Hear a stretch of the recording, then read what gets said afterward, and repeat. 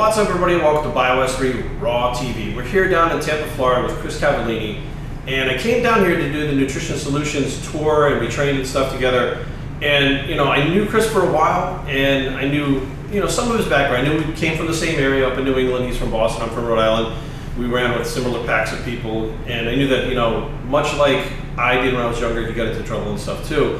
I didn't really realize his whole backstory. Like, since I've been out here, we've been getting a little bit closer, and then just kind of opening up a little bit. And I asked him, I said, look, would you be willing to share this stuff with the viewers? Because the Bios3 channel is not just about training and nutrition and the stuff like that. It's about self-improvement and self-help, which he's all about. But the fact of where he came from, what happened, and where he is now, like, it's inspirational to me. It makes me motivated. So if it does that for me, I'm hoping it'll do the same for you. So Chris, without further ado, man, as much as you want to get into about your past from the day you were born to now, I mean, go for it. It's all 33 years, man. We'll be here for a while. But thank you for the introduction. I appreciate that. This has nothing to do with my company, and I always make sure that there's a clear distinction when I'm speaking as the Nutrition Solutions CEO and when I'm speaking as me. But I was born in 1983. My mom was a drug addict, prostitute, you name it. Like, she wasn't the best human being, a multitude of things I could say in that aspect. The reality is this, my mom was who she was, and as a result of some of the choices that she was making at the time, I got taken away from her at a very young age. And I basically spent the majority of my childhood kind of bouncing around in and out of foster homes, group homes. Spent some time on the street, when I was 11 years old, and the reason that I did that was because I felt that to be a superior option than where I was staying at the time, which was a group home. That was 11 years old, you figured that out? Yeah. I mean, it's a young age to start thinking about that. I mean, it really it is. But, the reality is this, man. Like, it wasn't like I was ever in the fucking Brady Bunch, right? I wasn't in the Brady Bunch and then one day just got yanked and thrown on the street and got subjected to abuse and, having to live that life. And the reality is I knew no other way. So you have nothing to compare it to, which is really why I always say and advocate the fact that your past doesn't dictate your future unless you want it to.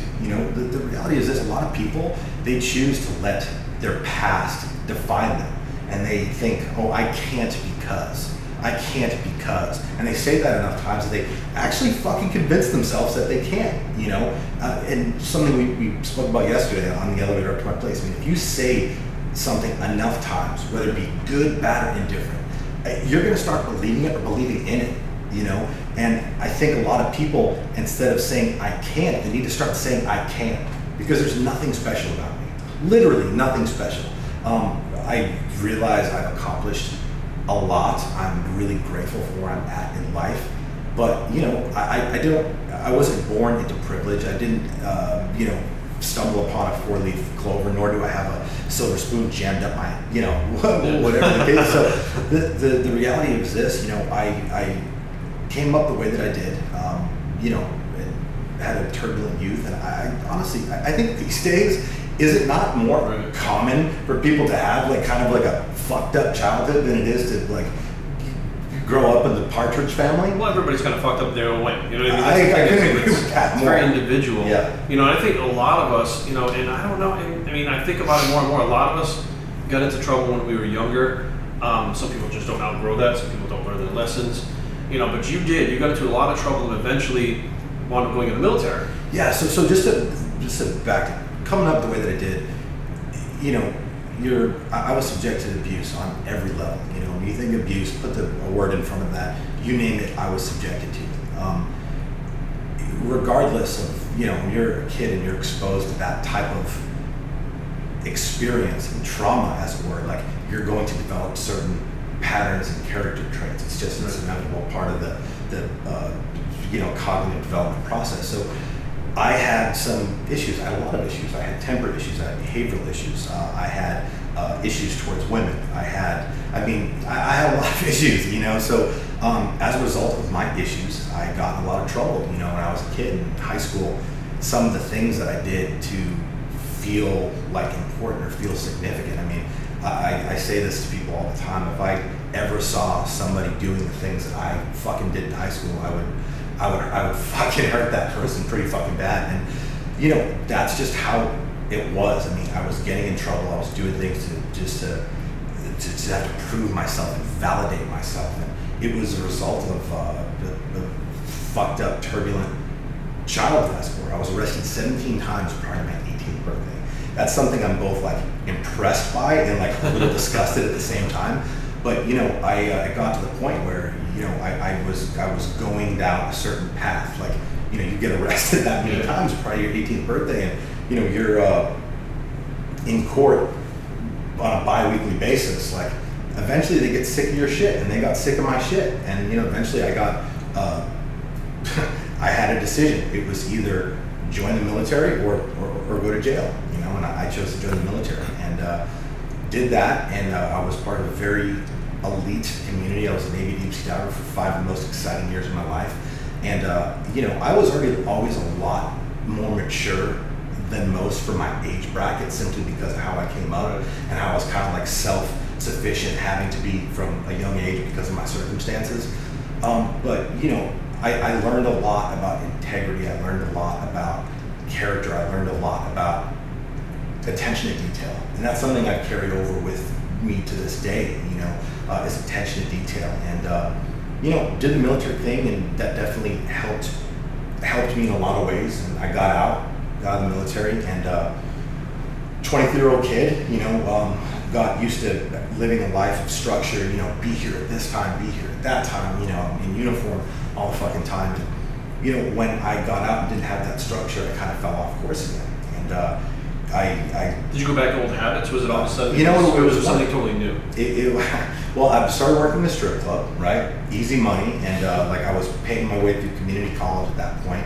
I wanted to go into law enforcement, and I was taking criminal justice courses, and you know, working in the strip club, you know, collecting benefits from my Montgomery GI Bill, and I got sick working in the strip club. I didn't like the girls that worked there. I didn't like the human beings that came in there, and I just felt like a shitbag. So I had to figure something else out to support myself, and an opportunity fell on my lap to buy some steroids at a discounted rate and make a profit. Right. And I did that, you know. Which I'd say, you know, like if Greg Valentino has said this before, anybody who's ever got steroids for a friend is a steroid dealer. Like, you know, your friend will be like, hey, can you give me a bottle of test? Well, just for clear, I actually really was. I did it for 5 years, so. When you do it for a living, but you know, like, it's something that happens real common, like in the bodybuilding kind of fitness industry stuff, but you start living that life and it becomes normal. Like, it doesn't really become like a big deal anymore, right?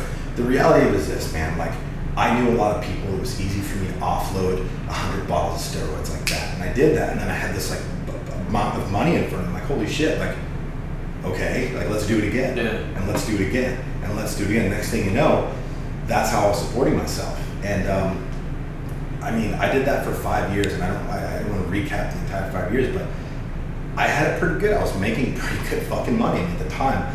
I think the max amount of money I ever made was like, you know, $7,000 a month, which that was an incredible amount of money at the time, because my bills were nowhere fucking near what they are now. So, and as a young, you know, I was 25, 26 years old, all cash, right? Not working, going to Vegas, blowing fucking money. It's like living a life. And like, you know, I wasn't ever like, but I did get in a lot of trouble when I was a kid, and I get in a lot of fights and all that, but I was never like a shitbag. I always had like a lot of friends. I was always like popular, but I did act punky, right? And that's exactly kind of what I kind of retorted back to in my mid-20s, you know, going out in the club, like getting in fucking fights, and like, for some fucked up reason, like I thought that was like the cool thing to do. And it's so fucked up because like it's most certainly not, you know.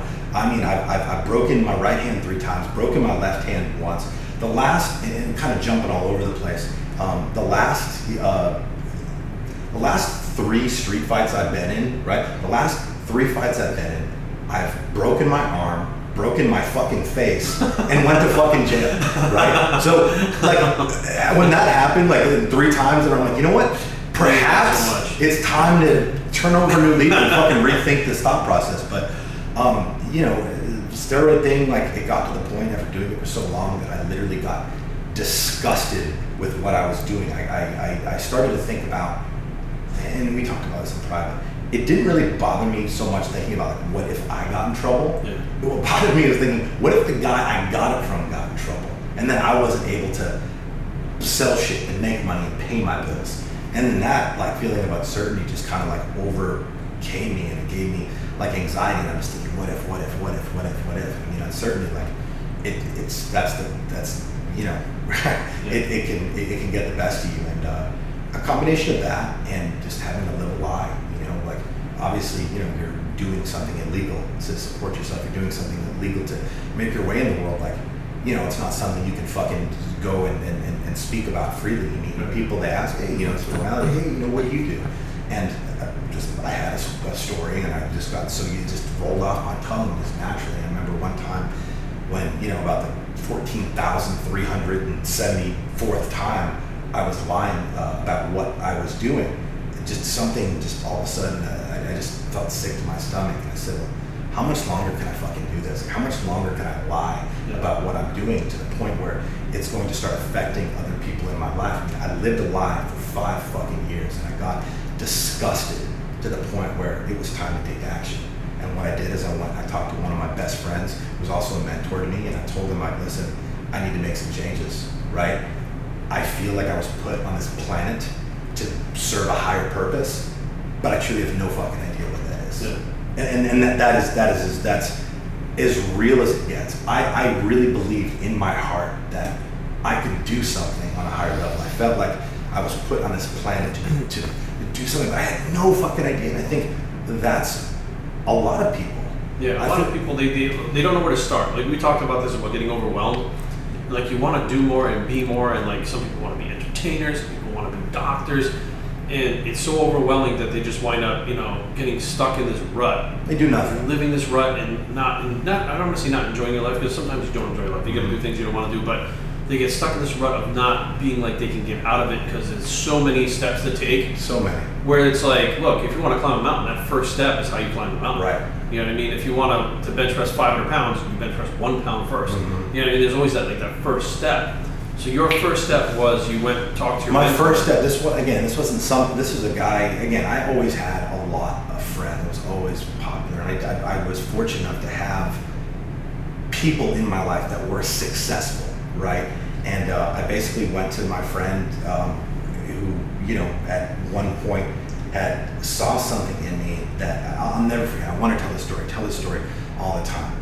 I'm working in a strip club, working the door, and I was actually studying for one of my criminal justice exams. I had the textbook at the fucking door thing. You know, you said you worked in the strip club before, right? So, yeah, I was at the doorman, collect the money and whatnot, and I'll never forget, this individual walked in, and I probably hadn't seen him in about two years. He had moved up to Atlanta to open up some businesses, was up there killing the fucking game, and it's really funny. Working a strip club door, and I'm looking at the cameras, and I see this yellow Lamborghini like pull up outside the club, right in front. And you know, whatever, walks out, or person in this group walk in and comes up to the door, and I'm ready to ID everybody. I see, it's actually my boy who I hadn't seen in 2 years. And even though I hadn't seen him in a long time, and we had that relationship where like it was like it had been a week, like nothing, totally, right? And you know, clearly he was doing well. And he came up to me at some point in the night and said, hey, you know, what are you doing? I was told him, like, you know, working here, I got in the military, obviously, and I'm studying, and I want to go to the police academy, I want to be a cop. And he's like, right on. He's like, that's cool. He's like, but, you know, like, what made you want to do that? And, you know, whatever the fuck at the time, I thought that would have been the roof for me. Like, I thought that was my thing that, like, I could be good at, and that would be like I said, that would be the highest I'd ever go in life. I mean, I think a lot of people come up thinking that because of how they came up, because of their past, because of the present, like they can only go so far. And that was me. I mean, and that's what I said to him. He said, you know, like, that's awesome and that's admirable. He said, but why don't you like do this and why don't you do that? Like, all these fucking crazy things that were way over my head and seemed super overwhelming at the time. And I never forget my answer. I said, Eric, I'm not like you. I can't do what you do. Like I'm looking at this guy like, wow, like you know, that's my boy. Like, I'm proud of him, I'm happy for him, but I can't fucking imagine like this kid's like fucking on TV, like doing all this stuff, and yeah, I'm fucking at the strip club at the door with the fucking community college book, right? You know, so it's just not, it didn't register in my mind. But he saw something in me that I didn't see in myself, which that is what made me go back to him later and ask him the question, hey man, like I need to make some changes. What the fuck do I do?